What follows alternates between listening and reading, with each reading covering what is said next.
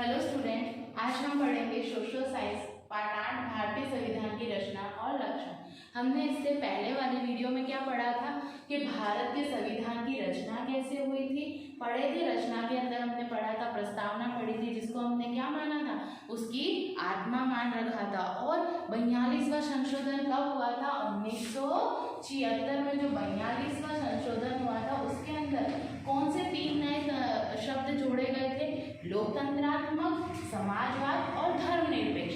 तो हमने इससे आगे जो पीछे वाली वीडियो थी उसमें हमने लोकतंत्रात्मक पढ़ लिया था कि जनता द्वारा जनता पर किए गए शासन के बारे में। अब आज हम पढ़ेंगे समाजवाद और धर्मनिरपेक्षता। तो आइए हम उसके बारे में पढ़ते हैं।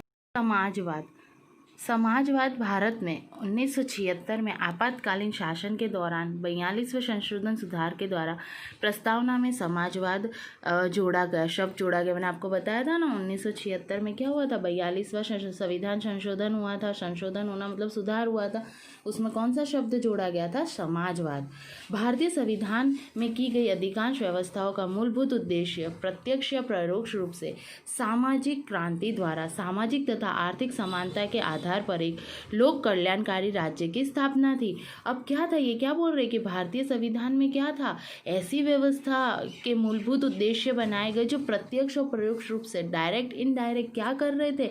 सामाजिक क्रांति, मतलब सामाजिक समाज के अंदर रहने वाले लोग और आर्थिक, उनको क्या मिले? एक समान अधिकार मिले। और किसकी स्थापना हो? लोक कल्याणकारी राज्य, लोगों के कल्याणकारी जो राज्य, उसकी स्थापना है।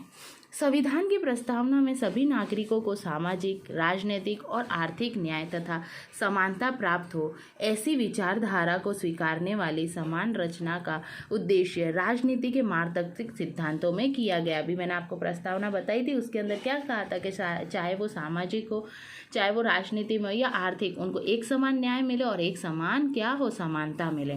समाजवादी समाज रचना में राष्ट्रीय संपत्तियों का न्यायपूर्ण विभाजन, उत्पादन तथा वितरण व्यवस्था पर राज्य का स्वामित्व हो, राज्य के विविध क्षेत्रों तथा व्यवसाय में कार्यरत लोगों के बीच आय की असमानता को कम करने का प्रयत्न करना, किसी भी व्यक्ति अथवा समूह के हाथ में संपत्तियों का केंद्रीकरण न करना, समाज के सभी लोगों को स्वस्थ और गौरवपूर्ण विकास के लिए अवसर तथा सुविधाएं प्राप्त हो, जिससे सामाजिक कल्याण को सिद्ध किया जा सके तथा अमीर गरीब के भेदभाव को समाप्त कर लोगों के जीवन स्तर को ऊंचा लाकर उसमें सामाजिक और आर्थिक कल्याण को प्राप्त करने के संबंध में मार्गदर्शक सिद्धांतों का समावेश भारतीय संविधान में किया गया है। इसके कारण भारतीय संविधान पर एक सामाजिक दस्तावेज है। अब ये कह रहे हैं कि समाजवादिक संरचना, समाज के अंदर क्या होता है? सभी को न्याय मिले, मतलब समान न्याय मिले, न्यायपूर्ण विभाजन हो, उसका उत्पादन वितरण कैसे करना है वो सब किसके हाथ में हो? राज्य के हाथ में, केंद्र के हाथ में नहीं, राज्य के हाथ में। और वो विविध क्षेत्रों के अंदर जो भी लोग व्यवसाय कर रहे, चाहे वो अमीर हो चाहे गरीब हो, किसी भी व्यवसाय या किसी भी क्षेत्र में यदि काम कर रहे हो तो उनको क्या करना है? कम से कम, मतलब असमानता होनी चाहिए, सबकी आय क्या होनी चाहिए? बराबर होनी चाहिए। किसी भी व्यक्ति अथवा समूह में संपत्तियों का केंद्रीकरण नहीं करना चाहिए, संपत्तियों का केंद्रीकरण नहीं करना चाहिए, सबको एक समान अधिकार देना चाहिए। उनके जीवन स्तर को ऊंचा बनाने के लिए क्या करना चाहिए? राज्य सरकार को प्रयत्न करना चाहिए। ऐसा प्रावधान किसमें है? हमारे संविधान के अंदर है। आपको आया समझ में कि सामाजिक क्या होता है? समाजवाद मतलब समाज में अमीर गरीब उनका भेदभाव हटाना चाहिए। नेक्स्ट है आपका धर्मनिरपेक्ष। धर्मनिरपेक्ष आपको पता है कि हमारा भारत देश कैसा है? धर्मनिरपेक्ष। यहाँ पर सभी धर्मों के लोग रहते हैं। 1976 में 42वें संविधान संशोधन की प्रस्तावना में धर्मनिरपेक्ष शब्द भी जोड़ा था। भारत एक धर्मनिरपेक्ष अथवा असांप्रदायिक मतलब सेल्युलर राज्य है। यहाँ पर सारे ही धर्मों के लोग रहते हैं, इसलिए हम इसको बोलते हैं धर्मनिरपेक्ष। संवैधानिक व्यवस्थाओं के अनुसार भारत धार्मिक राज्य ही नहीं बन सकता, भारत का अपना कोई धर्म नहीं है। अब ये क्या बोल रहे हैं? संवैधानिक रूप से भारत धार्मिक राज्य नहीं बन सकता। क्यों? क्योंकि यहाँ पर कोई एक धर्म नहीं है, अलग अलग धर्मों के लोग रहते हैं। इससे धार्मिक मामलों में राज्य कोई हस्तक्षेप नहीं करता, इससे राज्य इसके अंदर कोई हस्तक्षेप नहीं कर सकता कि आप यही धर्म पालिए, और ना ही किसी धार्मिक प्रवृत्ति का समर्थन करता, और ना ही ऐसा बोलता है कि तुम मुसलमान हो तो हम मुसलमान का साथ देंगे, या तुम हिंदू हो तो हम हिंदू का ही साथ देंगे। वो सभी धर्मों को समान अधिकार देता है। राज्य किसी भी धर्मनिरपेक्ष प्रवृत्ति को धर्म के साथ नहीं जोड़ सकता। कोई भी धर्मनिरपेक्ष प्रवृत्ति हो, चाहे कोई भी उत्सव हो, कोई भी त्यौहार हो, अपने अपने धर्म को उसको मनाने की पूरी स्वतंत्रता होती है। देश के प्रत्येक नागरिक को अपनी इच्छा के अनुसार किसी भी धर्म की पालन की स्वतंत्रता है। आप कोई भी धर्म ले लो, उसका पालन कर सकते हैं। धर्म अथवा संप्रदाय के आधार पर राज्य किसी भी नागरिक के साथ पक्षपात अथवा भेदभाव नहीं कर सकता। आप धर्म के आधार पर और संप्रदाय के आधार पर ये नहीं देख सकते कि उसका धर्म कौन सा है, वो कौन से समाज से है, ठीक है। ऐसा हम पक्षपात भारत में नहीं देखा गया। आपको देखा है ना, आपने सबको समान अधिकार होता है, चाहे वो हिंदू हो, मुसलमान हो, सिख हो, ईसाई हो। सभी नागरिकों को सरकारी नौकरियों में समान अवसर तथा मूलभूत अधिकारों का समान रूप से उपयोग करने की स्वतंत्रता है। देखो, चाहे वो कोई भी धर्म या संप्रदाय से, उनको नौकरियों में भी अवसर दिया जाता है, और जो हमारे मूलभूत अधिकार है उनमें भी सभी धर्मों के लोगों का समान रूप से अधिकार है, और वो उनका उपयोग स्वतंत्रता से कर सकते हैं। इस प्रकार धर्मनिरपेक्षता को संविधान का मूलभूत तत्व तथा लोकतंत्र का अनिवार्य लक्षण माना गया है। अब देखो क्या बोल रहे हैं, धर्मनिरपेक्षता को क्या माना गया है, संविधान का मूलभूत तत्व और लोकतंत्र का अनिवार्य लक्षण माना गया है। क्योंकि लोकतंत्र कब बनेगा, जब सारे धर्म के लोग एक साथ संगठित होंगे। सर्वधर्म समदृष्टि तथा सर्वधर्म समभाव के सिद्धांत को स्वीकार करने वाले भारतीय संविधान में राज्य द्वारा किसी भी धर्म को प्रोत्साहन नहीं दिए जाने का उल्लेख किया गया। हम किसी का प्रोत्साहन नहीं करते, हम सभी धर्मों का प्रोत्साहन एक साथ करते हैं। सर्वधर्म समदृष्टि, सभी धर्मों की समान दृष्टि है। सर्वधर्म समभाव, सभी के लिए, सभी धर्मों के लिए हमारे भाव भी कैसे एक समान है। व्यक्ति की अपनी धार्मिक मान्यता, आस्था तथा श्रद्धा के साथ उसका प्रचार प्रसार करने के नागरिक अधिकार पर राज्य कोई प्रतिबंध या अवरोध नहीं लगा सकता। अब ये क्या बोल रहा है कि धार्मिक कोई भी धर्म को कोई भी मानता हो, उसकी आस्था, उसकी श्रद्धा और वो उसके धर्म का प्रचार प्रसार करने का भी एक नागरिक को अधिकार है। उसके ऊपर राज्य कोई भी प्रतिबंध या अवरोध नहीं लगा सकता। तो आपको समझ में आया धर्मनिरपेक्ष और समाजवाद, है ना। अभी हमने देखा समाजवाद और धर्मनिरपेक्ष, ये दो शब्दों के बारे में अभी हमने पढ़ा। अब हम आगे बढ़ते हैं कि जो भारत का जो संविधान थे, लक्षण, उसके मूलभूत लक्षण क्या थे, जो संविधान बनाया वो क्यों बनाया, उसके बारे में हमने पढ़ लिया। जो नए शब्द जुड़े थे वो भी पढ़े, पर वो संविधान के लक्षण क्या क्या थे, ऐसे कौन से लक्षण थे जिनको ध्यान में रखकर हमारा संविधान बनाया गया था। जैसा सबसे पहला लक्षण, जैसा मैंने आपको पहले बता चुकी हूँ पहले वीडियो में, लिखित दस्तावेज। तो देखो, ब्रिटेन और इजराइल और ब्रिटेन को छोड़कर भारत सहित विश्व के सभी जितने भी लोकतंत्रात्मक देशों का संविधान कैसा है, लिखित है। और हमारा संविधान विश्व में सबसे बड़ा लिखित दस्तावेज है। ये चीज इंपॉर्टेंट है। तो कौन सी चीज, ब्रिटेन और इजराइल को छोड़कर भारत और दूसरे विश्व में जितने भी लोकतंत्रात्मक प्रदेश है उनका क्या है, लिखित दस्तावेज है। जो संविधान है वो लिखित रूप में है, ठीक है। ये इसका पहला लक्षण है। दूसरा है संविधान का आकार मतलब मैंने रचना के अंदर आपको आकार बताया था, कैसा था कि भाई वो कितने भागों में विभाजित है, 22 भागों में। कितने अनुच्छेद है, 395। पहले कितने थे, 295, फिर संशोधन हुआ 395 है। वर्तमान में कितने परिशिष्टों की संख्या उसमें 12, पहले कितनी थी 8, फिर एक बड़ी 9 और अब कितनी हो गई 12। केंद्र और राज्य की शासन व्यवस्था, अब संविधान के आकार के अंदर ये बोल रहे हैं केंद्र और राज्य की शासन व्यवस्था। तो केंद्र सरकार और राज्य सरकार मिलकर शासन चलाते हैं ना हमारे भारत देश में, केंद्र सरकार भी और राज्य स्तर पर और केंद्र पूरे देश पर शासन चलाते हैं। तो उसके अंदर आ जाता है मूलभूत अधिकारों के बारे में, समानता के बारे में, हमारे कर्तव्य के बारे में, वित्त के बारे में, इन सभी की शासन व्यवस्था कौन करता है, केंद्र और ये। तो ये किसका सेकंड पॉइंट था हमारा, संविधान का आकार कैसा है। थर्ड आपका आ जाता है एकल नागरिकता। एकल का मतलब होता है एक, जैसे मैंने यहाँ पर लिखा है, देखो भारतीय नागरिकता, भारत के जो लोग हैं उनके पास एकल नागरिकता। एकल नागरिकता मतलब भारतीय नागरिकता, जिस राज्य में वो रहते हैं उसकी नागरिकता नहीं है। जैसा आप देख सकते हो अमेरिका में दोहरी नागरिकता है, मतलब दो नागरिकता है, एक तो यूएसए के द्वारा मिली हुई यूनाइटेड स्टेट ऑफ अमेरिका, और दूसरा है राज्य नागरिकता। अमेरिका के जिस राज्य में वो रहता है उसकी नागरिकता उसको अलग होती है, और यूनाइटेड स्टेट ऑफ अमेरिका जो रहता है तो वो कैसी हो जाएगी, दोहरी। और पहले भारत में भी दोहरी थी, कौन कौन सी जगह पर थी? जम्मू और कश्मीर के अंदर दोहरी नागरिकता थी, पर अब है वो नहीं है। क्यों? क्योंकि 370 की धारा के तहत उसको हटा दिया गया। तो भारत में पहले दोहरी नागरिकता कहाँ देखने को मिलती थी? जम्मू और कश्मीर में। तो इसका थर्ड है एकल नागरिकता। फिर आपका आता है सार्वत्रिक मताधिकार। मैंने आपको पिछले वीडियो में बताया सार्वत्रिक मताधिकार क्या होता है? सभी को मत देने का अधिकार, चाहे वो भारत के कोई भी राज्य के अंदर, कोई भी राज्य में क्यों ना रहता हो। उसकी आयु निर्धारित होती है 18 वर्ष का या उससे अधिक उम्र का कोई भी व्यक्ति मत दे सकता है। कोई भी जाति का हो, धर्म का हो, लिंग, लड़का हो, लड़की हो, संप्रदाय, कोई भी संप्रदाय का हो, जन्मस्थान, जन्मस्थान मतलब उसका जन्म कहीं भी हो, कोई भी भारत के राज्य में रहता हो, उसको मत देने का अधिकार होता है। फिर है मनपसंद उम्मीदवार चुनने का अधिकार। हमारे भारत में एक कैसा है? लोकतंत्रात्मक है, तो हमको पूरा अधिकार है कि जो जिसको हम पसंद करते हैं हम उस उम्मीदवार को क्या कर सकते हैं? वोट दे सकते हैं। ये आपका चौथा है। आपका नेक्स्ट पांचवा है धर्मनिरपेक्षता।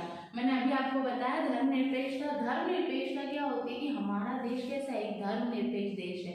यहाँ पर कोई भी धर्म के लोगों के साथ भेदभाव नहीं किया जाता है। समान प्रचार प्रसार का अधिकार दिया जाता है, चाहे वो हिंदू हो, मुसलमान हो, सिख हो, ईसाई हो, मुस्लिम हो, पारसी हो, उन सभी को अपने धर्म के प्रचार प्रसार की स्वतंत्रता है। इसके अंदर राज्य कोई हस्तक्षेप नहीं कर सकता। राज्य सरकार ऐसा नहीं कह सकती कि आप ऐसे हो तो, अगर आप हिंदू हो तो ये त्योहार मत मनाओ, मुसलमान हो तो, इसमें राज्य सरकार कुछ नहीं कर सकती। तो हमारा पांचवा पॉइंट क्या है? धर्मनिरपेक्षता। नोट डाउन कीजिए।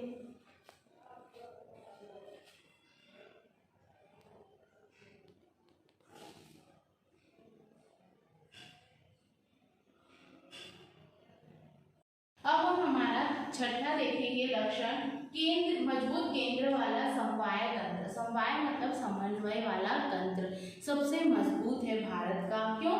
क्योंकि यहाँ पर क्या होता है? राज्य का और केंद्र दोनों का शासन है। केंद्र का पूरे देश पर और राज्य का हर एक अपने राज्य पर। तो उसके अंदर इन्होंने क्या किया? उस आधार पर 3 सूचियां बनाई। कैसे बनाई? सबसे पहला संघ। संघ का मतलब होता है केंद्र सूची, दूसरी हमारी राज्य सूची और तीसरी संयुक्त या संमति सूची। तो केंद्र सूची के अंदर क्या था कि केंद्र सरकार सारा कार्य करते थे। उसके अंदर जो सूची बनाई उसके अंदर 97 विषय थे, जैसे परमाणु शक्ति संबंधित हो गया, फिर वित्त संबंधी हो गया, डाक है, रेलवे, ये संबंधित। राज्य सूची के अंदर कितने विषय थे? हमारे 66 विषय, जैसे कृषि संबंधी, स्वास्थ्य संबंधी, शिक्षा संबंधी, ये सारे किसके अंदर आते हैं? राज्य। मतलब राज्य उसके ऊपर कानून और की व्यवस्था कर सकता है कि कैसा कानून होना चाहिए, क्या। अब है संयुक्त के अंदर 47 विषय थे। संयुक्त मतलब जहाँ पर केंद्र और राज्य दोनों का ही क्या होगा?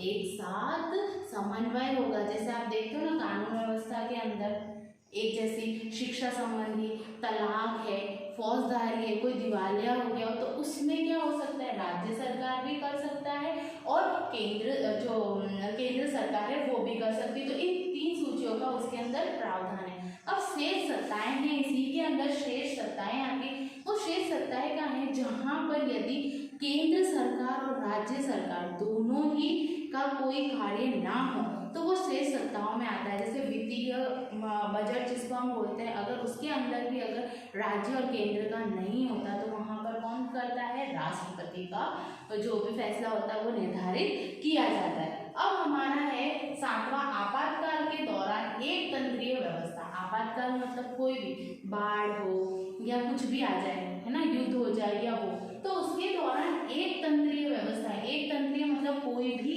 एक ही सरकार कार्य करे, चाहे वो राज्य हो या केंद्र हो। तो इसमें भी 3 तरह के आपातकाल घोषित कर सकते हैं। जैसा पहला है राष्ट्रीय आपातकाल।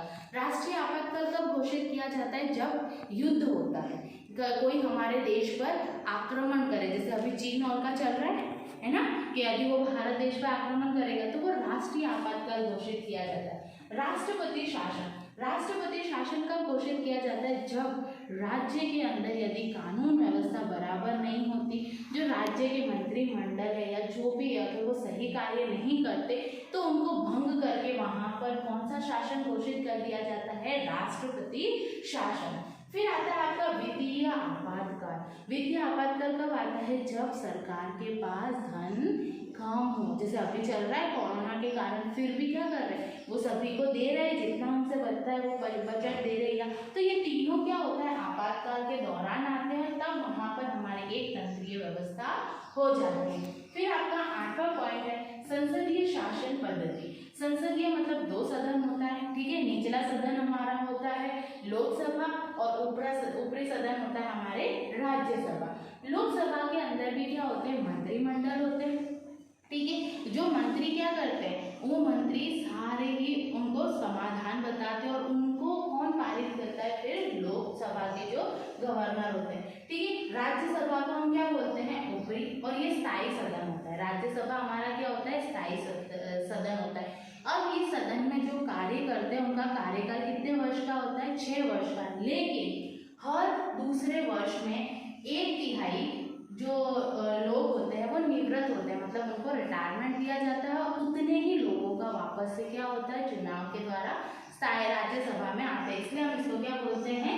स्थायी सदन। अब लोकसभा और हमारा राज्यसभा हो जाता है। राज्य के अंदर कौन काम करता है?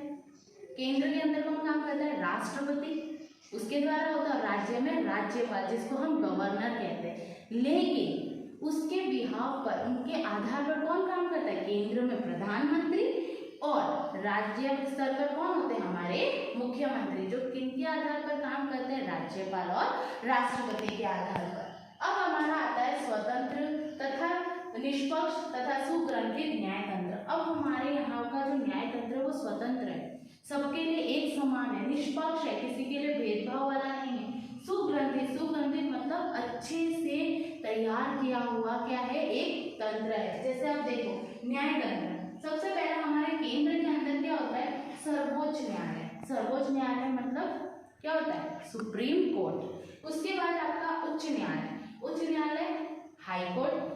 उसी के निचले स्तर पर हमारा होता है डिस्ट्रिक्ट कोर्ट या जिला न्यायालय। तो सर्वोच्च न्यायालय इन सभी के ऊपर होता है। यदि जिला न्यायालय में किसी कोई केस हो गया हो किसी के ऊपर, यदि अगर आप उससे सेटिस्फैक्शन नहीं हो गया, नहीं आप संतुष्ट नहीं है, तो आप क्या कर सकते हो? उच्च न्यायालय में जा सकते हो। उच्च न्यायालय से आप सर्वोच्च न्यायालय में जा सकते हो। लेकिन यदि सर्वोच्च न्यायालय उसके ऊपर कोई फैसला देता है तो हम उसको और आगे नहीं ले जा सकते। क्यों?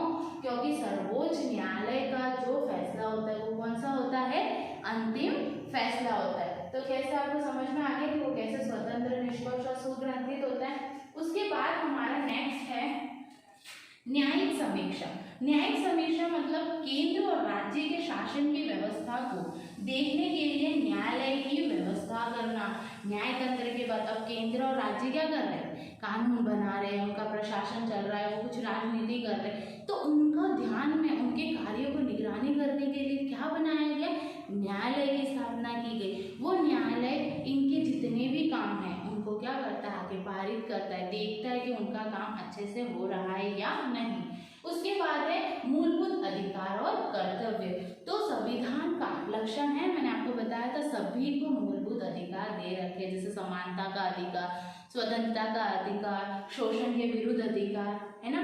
फिर अभी दिया है 6 से 14 वर्षों के लिए निःशुल्क शिक्षा का अधिकार, है ना, वो इसके अंदर। और हमारे कर्तव्य क्या बनते हैं? हमारे देश के प्रति, है ना, जैसे पर्यावरण की सुरक्षा करना, ऐसे ये सब हमारे कर्तव्य होते हैं। फिर आपका 12वां आता है राजनीति के मार्गदर्शन सिद्धांत। तो ये किसके लिए आता है? राज्यों के लिए। देखो मैंने यहाँ पे लिखा है राज्यों का प्रशासन व राजनीति के मार्गदर्शन। राज्य सरकार जो कानून बनाती है, जैसा वो शासन करती है, उसके लिए केंद्र सरकार या दूसरे जो वो राजनीति बनाती है उसके लिए मार्गदर्शन उनको बताती है कि आपको इसको ऐसा करना चाहिए, इसके अंदर ऐसा संशोधन करना चाहिए। तो वो किसके अंदर आ जाता है? राजनीति के मार्गदर्शन के सिद्धांत में उनका मार्गदर्शन करते हैं। जैसे आपको टीचर्स बताते स्कूल में कि आपको इस तरह से ये काम करना है, वैसे ही उसको राज्य को बताते हैं।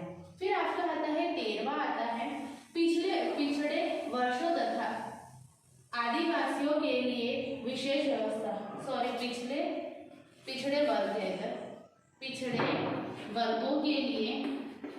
पिछड़े वर्गों तथा आदिवासी जातियों के लिए विशेष व्यवस्था है। तो आपने या दूसरे जो हो उन उसमें है ना बीपीएल की सुविधा कर रखी है, नौकरियों के अंदर उनको क्या किया है, रिजर्वेशन दिया हुआ है ना। उनकी कुछ सीटें ऐसी होती है कि नहीं उसमें एसटी एससी वाले ही आ सकते हैं, इतनी सीटों में ओबीसी वाले आ सकते हैं, इतनी जनरल। तो ये जो पिछड़े वर्ग और आदिवासी है एसटी एससी वालों के, उनके अंदर विशेष प्रावधान है। एक तो उनको निःशुल्क शिक्षा का, छात्रवृत्ति का प्रावधान, और ये सब प्रावधान किसके तहत किया गया, मूलभूत अधिकार संविधान के तहत किया गया। आपका लास्ट है संविधान में संशोधन उपबंध। अब संविधान के अंदर संशोधन, जैसा हमने पहले देखा था 1976 में 42वां संशोधन हुआ था, तो ये संशोधन करता कौन है, ठीक है। तो ये संशोधन करने के लिए जो संसद के अंदर हमने अभी देखे थे लोकसभा और ये सब थे, उसके अंदर 2/3 जो 43 जो सदस्य होते हैं वो क्या करते हैं, बहुमत करते हैं, मतलब वोट करते हैं कि यदि अगर हमको किसी कानून को बदलना है या संविधान के अंदर कोई संशोधन करना है, संशोधन मतलब सुधार करना है, तो उनके मतदान से क्या होता है, संविधान के अंदर संशोधन किया जाता है। उससे पहले कोई संशोधन किया नहीं जाता। फिर ये संशोधन किसके पास भेजा जाता है, जब ये लोग करते हैं लोकसभा वाले, तो वो किसके पास भेजा जाता है, न्यायालय के पास। क्यों, क्योंकि न्यायालय के पास वो व्यवस्था होती है किसी कानून को यदि बदल रहे हैं तो उसको लागू करना सही है देश के लिए या नहीं, तो वो किसके पास जाता है, न्यायालय के पास। फिर न्यायालय उस संशोधन को क्या करता है, हाँ करता है, फिर वो उसके पास लास्ट में किसके पास जाता है, राष्ट्रपति के पास, फिर वो पारित किया जाता है। तो आपको समझ में आएंगे सारे ही मूलभूत अधिकार है हमारे देश के, 14 जो लक्षण है संविधान के मूलभूत, वो मैंने आपको बताया। अब आपको क्या करना है, इनको अपनी कॉपी में लिखना है और ये सब नोट डाउन करना है अपनी कॉपी में, और उसको डिटेल के अंदर अपनी कॉपी के अंदर लिखना है। नोट डाउन कीजिए। Thank you.